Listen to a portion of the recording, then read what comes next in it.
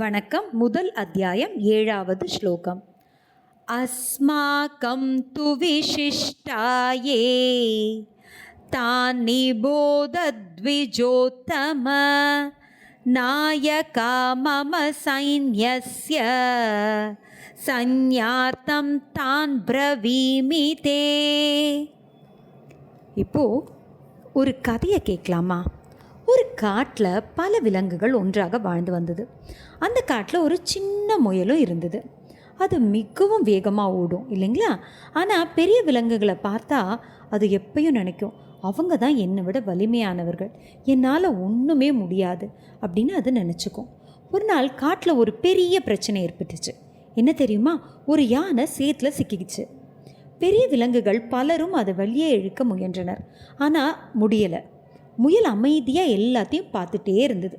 அப்போது அதுக்கு ஒரு யோசனை வந்தது. நான் பெரியவன் அல்ல, ஆனால் நான் வேகமாக ஓட முடியும். அருகில் உள்ள கிராமத்திற்கு சென்று மனிதர்களின் உதவியை அழைத்து வர முடியும் என்னால். அப்போது முயல் வேகமாக ஓடி சென்று உதவியை அழைத்து வந்தது. சிறிது நேரத்தில் மனிதர்கள் வந்து யானையை பாதுகாப்பாக வெளியே கொண்டு வந்தனர்.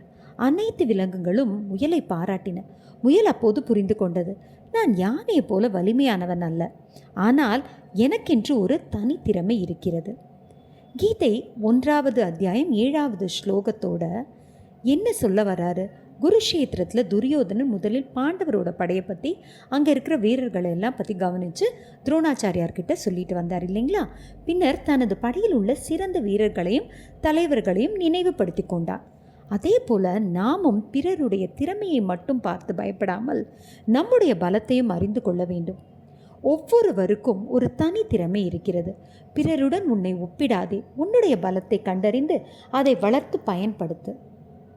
கீதையின் சிந்தனை: பிறரின் பலத்தை அறிந்து கொள், உன் பலத்தையும் மறந்து விடாதே. ஜெய் ஸ்ரீ கிருஷ்ணா.